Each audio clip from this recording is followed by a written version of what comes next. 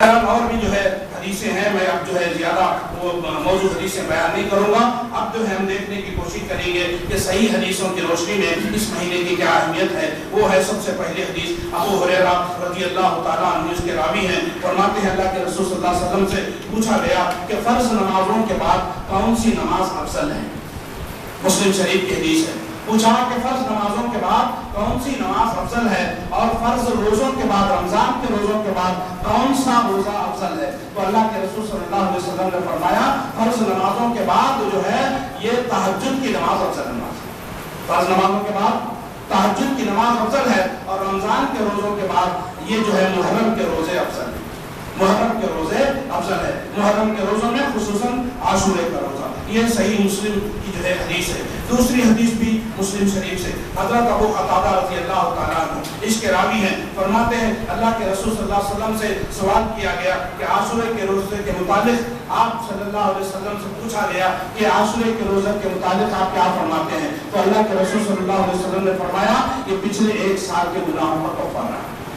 1 سال کے گناہ اس کے معاف ہو جائیں گے. صحیح حدیث مسلم سے. اور تیسری حدیث حضرت اماں عائشہ رضی اللہ تعالیٰ عنہ سے یہ روایت کرتی ہے قریش کے لوگ زمانے جاہلیت میں روزہ رکھتے تھے عاشورے کا، اور اللہ کے رسول صلی اللہ علیہ وسلم نے بھی جاہلیت میں عاشورے کا روزہ رکھا. اور جب مدینہ گئے، مدینہ میں بھی اللہ کے رسول صلی اللہ علیہ وسلم نے روزہ رکھا اور روزہ رکھنے کا حکم صحابہ کو دیا. لیکن جب دیکھا کہ جو ہے ایک روایت میں آتا کہ وہاں کے یہودیوں کو دیکھا کہ وہ بھی روزہ رکھے ہوئے ہیں اور اس دن کی جو ہے ان کے ہاں بڑی تعظیم ہے، اہمیت کا دن مانتے ہیں. تو اللہ کے رسول صلی اللہ علیہ وسلم نے یہودیوں سے پوچھا کہ تم لوگ آج روزہ کیوں رکھے ہیں. تو انہوں نے کہا یہ شکرانے کے طور پہ ہم نے روزہ رکھا ہے. جب اللہ تبارک و تعالیٰ نے موسیٰ علیہ السلام کو اور بنی اسرائیل کو جو ہے نجات دے دی فرعون اور اس کے لشکروں سے، موسیٰ علیہ السلام کو اور بنی اسرائیل کو نجات دی اور فرعون اور اس کے لشکر کو جو ہے غرق کر دیا، تو اس موقع پر اس کی خوشی کا اظہار کرتے ہوئے موسیٰ علیہ السلام نے روزہ رکھا تھا. تو لہٰذا ہم بھی اس دن روزہ رکھتے ہیں. یہ اصل مقصد ہے اس دن روزے کا. لوگوں نے جو ہے یہ اصل حقیقت کو ہٹا دیا اور لوگوں کے سامنے شہادت حسین کو لا کر کے رکھ دیا. وہ اتفاق سے حضرت حسین کی شہادت بھی اسی مہینے کی 10 تاریخ کو، لیکن اس مہینے کا اس سے کوئی تعلق نہیں ہے. اس مہینے کا اس سے کوئی تعلق نہیں ہے. اسی طرح سے ایک اور حدیث میں ہے اللہ کے رسول صلی اللہ علیہ وسلم نے فرمایا کہ ایک شخص کو لوگوں میں اس بات کا اعلان کرنے کا حکم دیا کہ جاؤ دیکھو جو کھانا کھا لیا ہے تو اس سے کہنا کہ اب کھانا نہیں کھانا چاہیے، مگر بغیر کھائے پیے جو ہے شام تک جو ہے اسی طرح سے رہے. اب جو کھانا نہیں کھایا، جو پانی نہیں پیا، اس کو چاہیے کہ آج روزہ رکھ لے کیونکہ آج عاشورے کا دن ہے. تو اس کی بڑی اہمیت تھی. تو فرض روزہ تھا، لیکن جب رمضان کے روزے فرض ہو گئے تو اس کی فرضیت ختم ہو گئی، لیکن اس کی مشروعیت جو ہے وہ آج تک باقی ہے اور قیامت تک اس کی اہمیت رہے گی. جو روزہ رکھے گا اس کو جو ہے 1 سال کے پچھلے گناہ معاف ہو جائیں گے. اگر کوئی کسی وجہ سے روزہ نہیں رکھتا ہے تو وہ گنہگار نہیں ہوگا. اب جو ہے پھر صحابہ جو ہے اللہ کے رسول صلی اللہ علیہ وسلم کے سامنے یہ بات رکھے ہے اللہ کے رسول صلی اللہ علیہ وسلم آپ تو جو ہے یہودیوں کی جو ہے یہود و نصارہ کی مخالفت کرنے کا حکم دیتے ہیں، لیکن یہاں پر جو ہے یہ یہود و نصارہ یہ عاشورے کے دن کی بڑی تعظیم کرتے ہیں اور وہ بھی اس دن روزہ رکھتے ہیں. تو اللہ کے رسول صلی اللہ علیہ وسلم نے فرمایا ٹھیک ہے انشاءاللہ آئندہ سال اگر ہم رہیں زندہ رہا تو میں 9 تاریخ کا روزہ بھی رکھوں گا، 9 کا بھی روزہ رکھوں گا. تو لہٰذا میرے بھائیوں ہمیں چاہیے کہ اس مہینے کے 2 روزے رکھنا ہے. ایک جو ہے 9 محرم کا اور دوسرا 10 محرم کا عاشورے کا. عاشورے کا روزہ اصل روزہ ہے.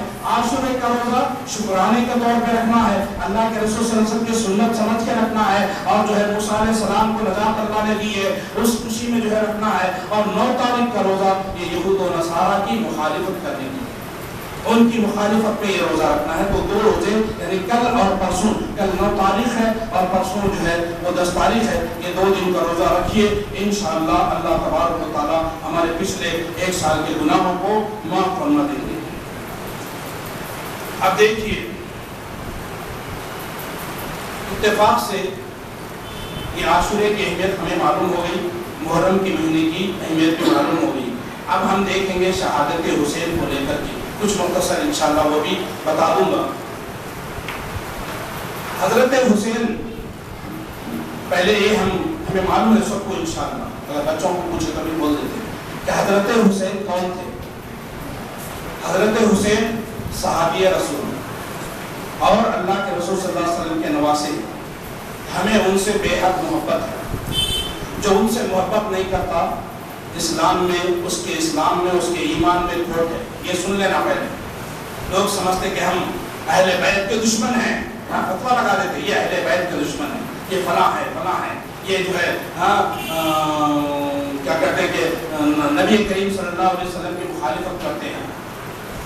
تو ایسی کوئی بات نہیں، اہل بیت سے تم سے زیادہ شیعوں، تم سے زیادہ ہمیں محبت، اہل بیت سے محبت۔ لیکن میرے بھائیوں، سوال یہ ہے کہ جہاں حضرت حسین رضی اللہ تعالیٰ عنہ اللہ کے نبی کے نواسے ہیں، تو وہاں صحابی رسول بھی ہے نا۔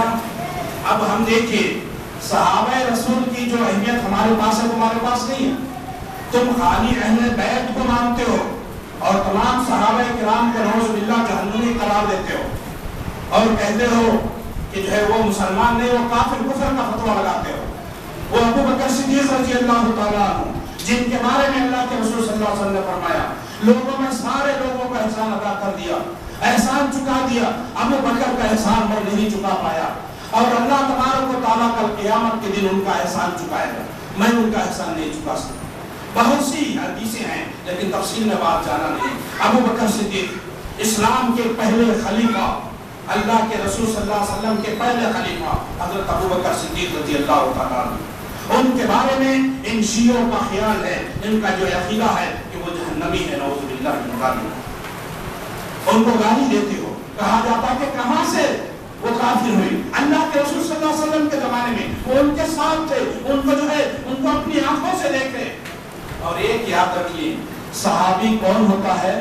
صحابی وہ ہوتا ہے جو اللہ کے رسول صلی اللہ علیہ وسلم کو ایمان کی حالت میں دیکھا ہو، ایمان کی حالت میں آپ پر ایمان لایا اور اپنی آنکھوں سے دیکھا، آپ کی صحبت اختیار کی، تو آپ کی صحبت، لمبی صحبت اختیار کی تو ہی صحابی ہے؟ نہیں ہے، بلکہ ایک مرتبہ بھی وہ اللہ کے رسول صلی اللہ علیہ وسلم کے چہرے مبارک کا دیدار کر لیا ایمان کی حالت میں۔ ویسے جو ہے ابو جہل نے بھی جو ہے دیدار کیا تھا، ابو لہب نے بھی دیدار کیا تھا، لیکن ایمان کی حالت میں ایک مرتبہ بھی نبی کریم صلی اللہ علیہ وسلم کی جو ہے مجلسوں میں بیٹھنے کا بھی اس کو جو ہے شرف حاصل نہیں ہوا، لیکن ایک مرتبہ وہ کلمہ پڑھا، آپ کے ہاتھ پر بیعت کیا، پھر اس کے بعد ان کی ملاقات بھی نہیں ہوئی، تو وہ بھی صحابی کہلائے۔ ہاں، شریعت کے اندر صحابہ کے بھی الگ الگ درجے اور مقام بتائے ہیں، تو ہم اہل سنت والجماعت کا یہ عقیدہ ہے کہ صحابہ کرام میں، بلکہ انبیاء کے بعد، تمام انبیاء کے بعد، تمام انسانوں میں افضل ہستی ابو بکر صدیق رضی اللہ تعالیٰ عنہ کی۔ اب یہاں پر دیکھیے، اب ہم صحابی کو کس طرح پکارتے ہیں؟ صحابی کو کیسا پکارتے ہیں؟ حضرت لگائیں گے نام سے پہلے، حضرت ابو بکر صدیق رضی اللہ تعالیٰ عنہ، نام سے پہلے حضرت لگائے اور نام کے بعد رضی اللہ تعالیٰ عنہ۔ اس میں کوئی دو رائے ہے؟ تمام مسلمانوں کے تمام جماعتوں کا جو ہے یہ عقیدہ ہے کہ صحابی کو اس لقب سے، اس انداز سے جو ہے پکارا جائے گا۔ تو میں بتانا یہ چاہ رہا تھا کہ حضرت حسین رضی اللہ تعالیٰ عنہ بھی صحابی تھے نہیں تھے؟ حضرت حسین رضی اللہ تعالیٰ عنہ کو کس طرح پکارا جاتا؟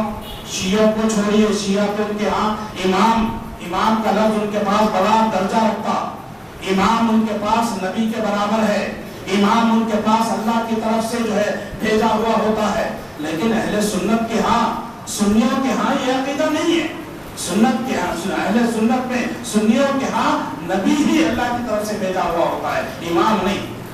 تو آپ نے حضرت حسین رضی اللہ تعالیٰ کو امام حسین کہا، پہلی چیز امام حسین کہا۔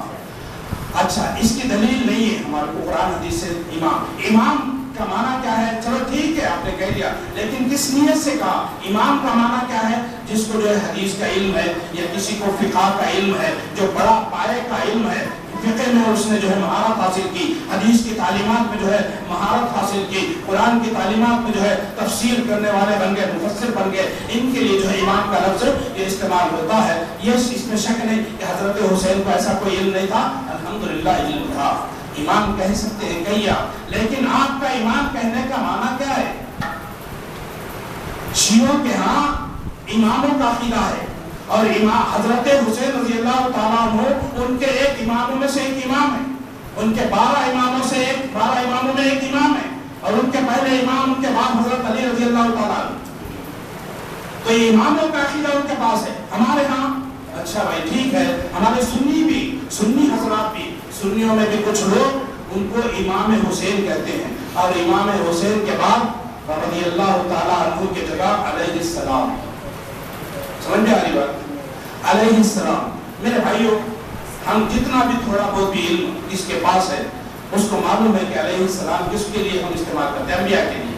اللہ کے رسول صلی اللہ علیہ وسلم کو صلی اللہ علیہ وسلم ہوتے، باقی انبیاء کو علیہ السلام پہ سلامتی ہو، یہ دعا ہے، ٹھیک ہے، لیکن یہاں پر جو ہے آپ نے حضرت حسین رضی اللہ تعالیٰ عنہ کو علیہ السلام کہا اور جو ہے امام کا لقب دیا۔ اچھا، اب ہمارے ہاں امام کا درجہ صحابی سے کم ہے، صحابی سے درجے میں امام کم ہوتا ہے، چاہے وہ امام ابو حنیفہ ہو، چاہے امام مالک ہو، امام شافعی ہو، امام احمد بن حنبل ہو، امام بخاری ہو، امام مسلم ہو، امام ترمذی ہو، امام ابو داؤد ہو، امام جو ہے ابن ماجہ ہو، امام نسائی ہو، امام بیہقی ہو، امام طبرانی ہو، امام ابن شیبہ ہو، کوئی بھی امام، ان کو ہم امام کہتے ہیں کیونکہ ان کے پاس ایک جو ہے مخصوص علم ہے، اور زیادہ تعداد میں بڑا علم وہ لوگ رکھتے ہیں، ان کو ہم امام کہے ہیں، ٹھیک ہے؟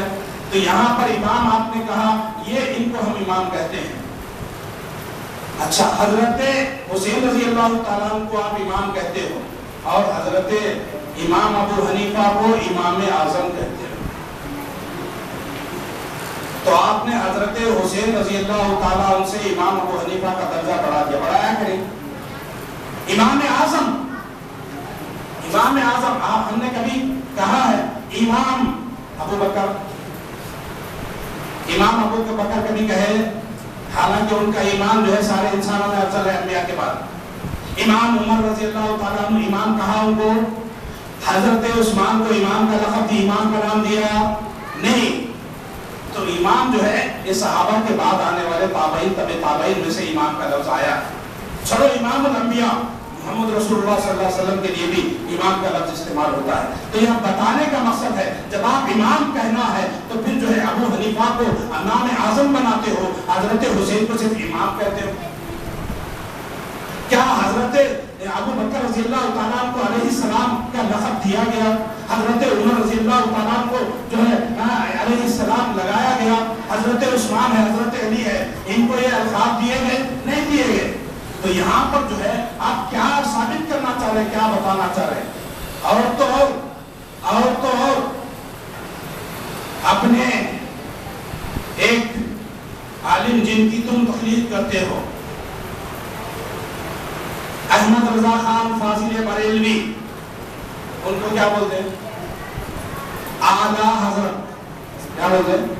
اعلیٰ حضرت۔ کبھی اللہ کے رسول صلی اللہ علیہ وسلم کو بولے اعلیٰ حضرت محمد صلی اللہ علیہ وسلم بولتے؟ کیا بولتے بھائی؟ حضرت محمد رسول اللہ صلی اللہ علیہ وسلم، حضرت ابو بکر صدیق رضی اللہ تعالیٰ عنہ، حضرت عمر فاروق رضی اللہ تعالیٰ عنہ، حضرت عثمان ذو النورین رضی اللہ تعالیٰ عنہ، حضرت علی رضی اللہ تعالیٰ عنہ، حضرت جو ہے زبیر، حضرت طلحہ، حضرت سعد بن ابی وقاص، حضرت خالد بن ولید، تمام صحابہ کو حضرت کے ساتھ اور جو ہے رضی اللہ تعالیٰ عنہ کا لقب دیتے ہوئے آپ پکارتے ہو، اور جب تمہارے ایک جو ہے عالم کی بات آتی ہو تو وہاں پر ان کو اعلیٰ حضرت دے دیا۔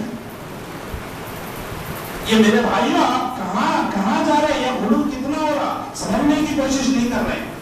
اعلیٰ حضرت اللہ کے رسول صلی اللہ علیہ وسلم سے بھی آگے بڑھا دی۔ تو تو نہیں میرے بھائیوں، اس طرح سے نہیں ہونا چاہیے۔ تو دیکھیے حضرت حسین رضی اللہ تعالیٰ عنہ کی شہادت کیسے ہوئی، یہ جو ہے مختصر جو ہے انشاءاللہ بیان کرنے کی کوشش کروں گا۔ حضرت حسین رضی اللہ تعالیٰ عنہ اور جو ہے یہ یزید کا جو معاملہ، اس کو لے کر کے بہت لمبا چوڑا اس کو اچھالا گیا۔ اتفاق سے یہ 10 تاریخ کو، عاشورے کے 10 تاریخ کو جو حضرت حسین رضی اللہ تعالیٰ عنہ کی شہادت ہوئی، شہادت کو ہم مانتے ہیں، آپ کو شہید کیا گیا، اس میں ہم انکار نہیں کرتے۔ مظلوم شہید ہے، ظلم کیا گیا حضرت حسین رضی اللہ تعالیٰ عنہ پہ، مظلومیت کی شہادت تھی ان کی، لیکن اس کو جو ہے دینی معاہدہ قرار دینا یہ غلط نہیں، اس کو جمہوریت اور ملوکیت کا جو ہے نام دیا جاتا ہے، بلکہ یہ جو ہے ایسی بات نہیں ہے، یہ اتفاق کی بات ہے۔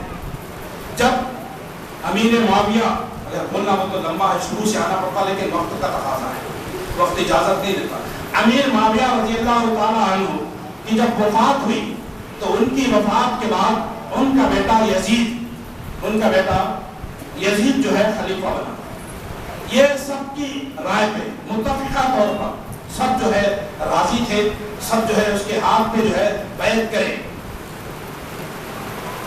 تقریباً روایتوں میں بات آتا 60 صحابہ کرام، 60 جلیل القدر جلیل صحابہ کرام نے یزید کے ہاتھ پر جو ہے بیعت کی۔ صرف مدینے کے اندر 4 صحابہ سے بیعت لینا باقی تھا، 4 صحابہ سے، باقی صحابہ بیعت کر چکے۔ دنیا میں جہاں پر بھی صحابہ تھے ان میں سے 60 لوگ جو ہے بیعت کر چکے، لیکن کسی نے جو ہے اختلاف نہیں کیا، 4 لوگوں کی بیعت لینا باقی تھا۔ وہ 4 لوگ کون تھے؟ ایک حضرت عبداللہ بن عمر رضی اللہ تعالیٰ، دوسرے حضرت عبداللہ بن عباس رضی اللہ تعالیٰ، تیسرے حضرت عبداللہ بن زبیر رضی اللہ تعالیٰ، اور چوتھے حضرت حسین رضی اللہ تعالیٰ۔ ان 4 کی بیعت لینا باقی تھا، وقت آیا نہیں، لینے کا جو ہے موقع نہیں آیا، باقی تھا۔ لیکن بعد میں حضرت عبداللہ بن عمر رضی اللہ تعالیٰ عنہ اور حضرت عبداللہ بن عباس رضی اللہ تعالیٰ عنہ، ان دونوں نے یزید کے ہاتھ پر بیعت کر لی، یزید کی خلافت پہ بیعت تو انہوں نے کر لی۔ اب باقی بچے عبداللہ بن زبیر رضی اللہ تعالیٰ عنہ اور حضرت حسین رضی اللہ تعالیٰ عنہ، یہ دونوں جو ہے تھوڑا جو ہے آگے پیچھے ہو رہے تھے کہ کرنا کہ نہیں کرنا۔ مدینے میں تھے حضرت حسین رضی اللہ تعالیٰ عنہ، یزید خلیفہ بن گیا اور وہاں سے احکامات جاری ہو گئے تمام گورنرز کے پاس کہ جو ہے یزید پر جو ہے بیعت کرنا، یزید کی خلافت کو ماننا۔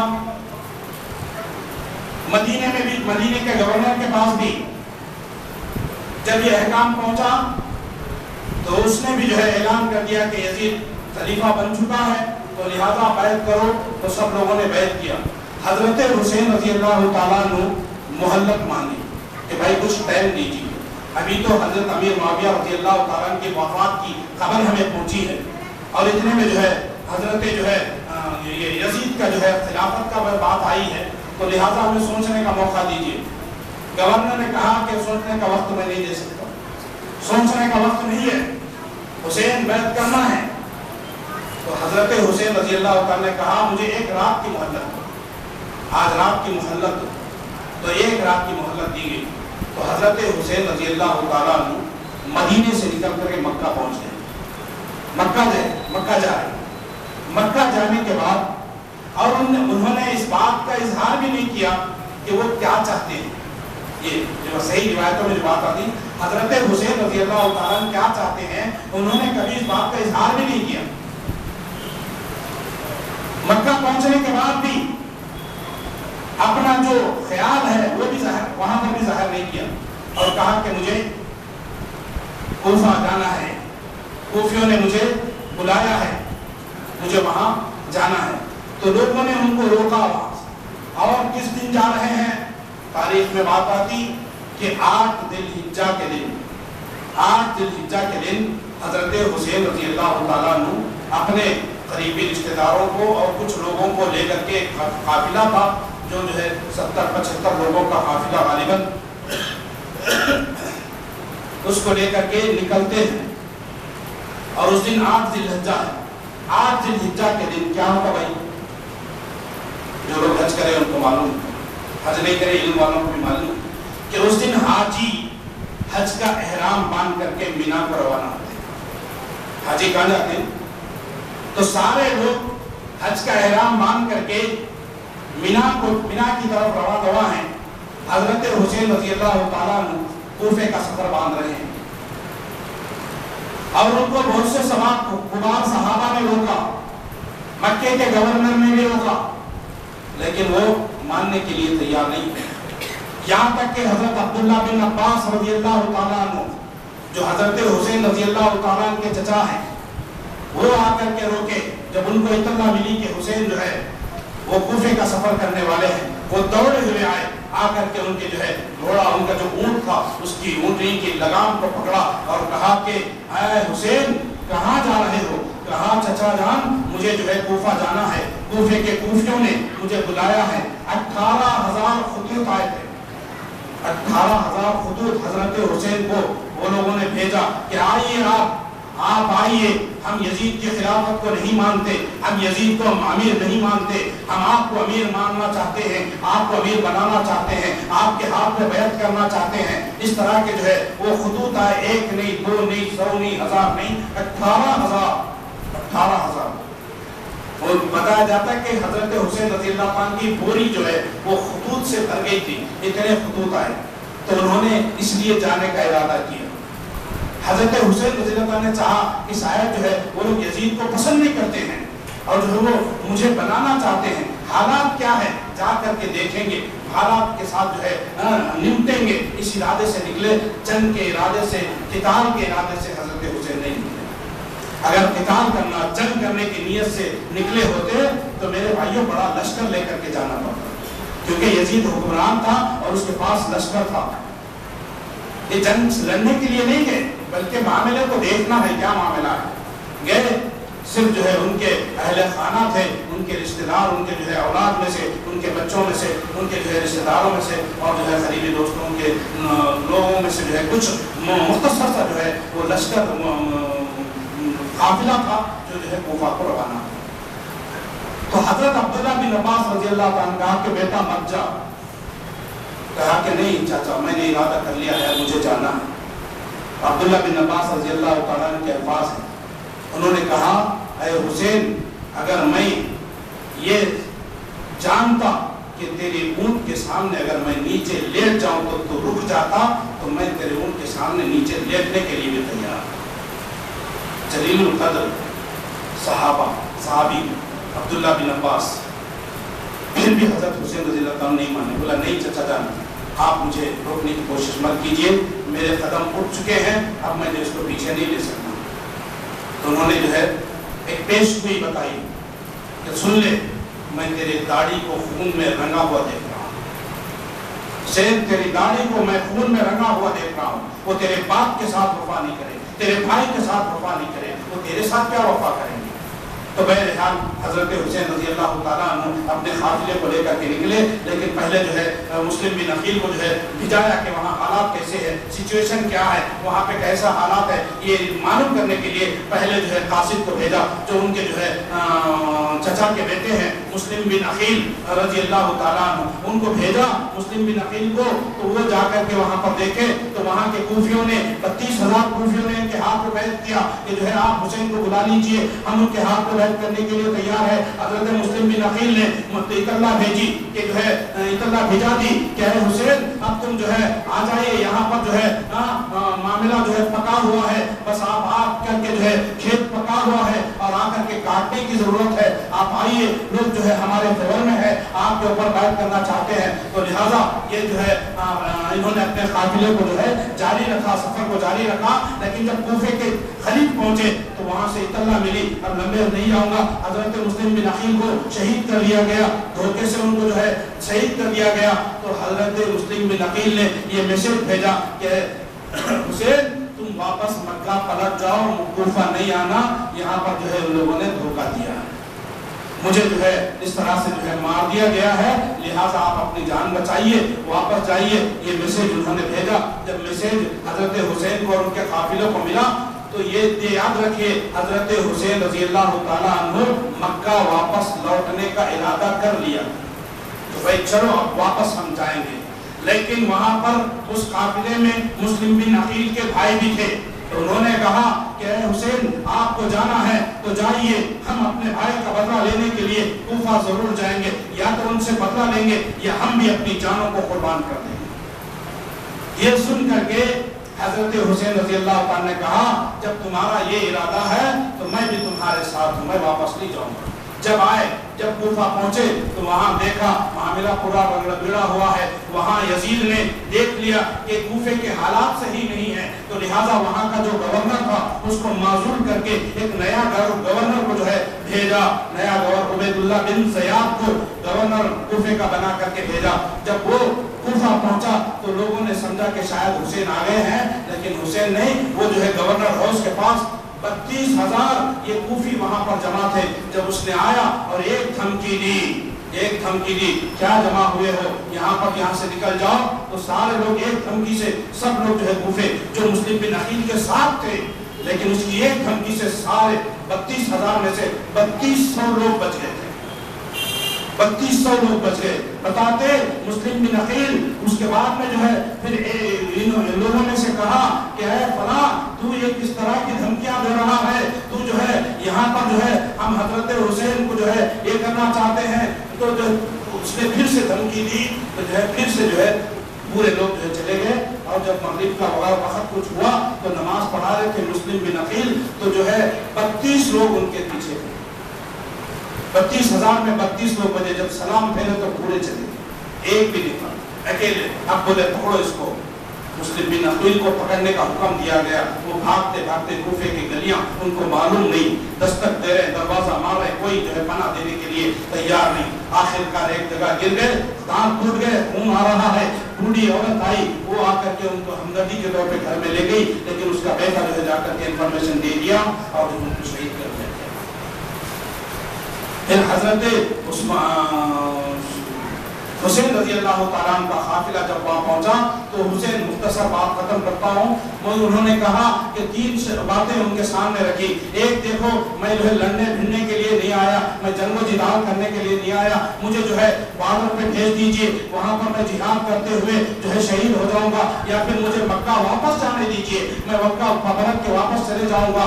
تیسری شرط جو رکھی، وہ تیسری شرط تھی کہ میں یزید کے پاس جاؤں گا، مجھے یزید کے پاس جانا ہے۔ یہ 3 باتیں پیشکش کے طور پہ حضرت حسین نے کی، لیکن جو ہے ظالموں نے ایک بھی نہیں مانی، تو بس اچانک سے جو ہے وہ جنگ چھڑ گئی اور جو ہے حضرت حسین رضی اللہ تعالیٰ عنہ کو شہادت نصیب ہوئی۔ ایک بات یاد رکھ لیجئے، جب آدمی میدان جنگ میں جاتا ہے، یا تو دشمن کو مارتا ہے، دشمن کو مار کے غازی بن کے واپس آتا ہے، یا پھر اپنی جان قربان کر کے شہید کا درجہ پاتا ہے۔ حضرت حسین کو شہادت کی جو ہے شرف حاصل ہوا۔ ایسی شہادتیں میرے بھائیوں اور بھی ہیں، بات جو ہے ابھی لمبی ہو جائے گی، وقت کا جو ہے تقاضا ہے وقت ساتھ نہیں دیتا، تو اللہ سے دعا ہے۔ میرے حال یہ مختصر تھی، اب اس کو جو ہے اب یہ وائزین جو ہے وہ شیعوں کے اسٹیجوں سے اور ہمارے بعض سنی حضرات بھی جو ہے اسٹیجوں سے بولتے کہ حضرت حسین گئے، کربلا کا میدان ہے، تلوار اٹھائی، ادھر مارا، ادھر جو ہے یزید کا لشکر ہے، ادھر مارا تو ادھر جو ہے پشتوں کے پشتے لگ گئے، ادھر تلوار اٹھائی تو یہاں پر لاشوں کا انبار لگ گیا، ایک پہاڑ بن گیا، اس طرح سے جو ہے تو یہ کہاں گئی لاشیں، یہ سب جو ہے اس سے کہانیاں ہیں۔ صحیح روایتوں سے معلوم ہوتا کہ حضرت حسین رضی اللہ تعالیٰ عنہ کے طرف سے 72 لوگ اس میں شہید ہوئے، اور مخالف لوگ جو تھے ان میں سے 12 یا 14 لوگ مارے گئے، لیکن یہاں پر جو ہے 3-4 لاکھ لوگوں کو مار دیے، ایسا جو ہے بیان کیا جاتا ہے۔ یہ حقیقت سے اس کا کوئی واسطہ نہیں ہے۔ اللہ سے دعا ہے اللہ مجھے اور آپ کو کہنے سننے سے زیادہ عمل کرنے کی توفیق عطا فرمائے۔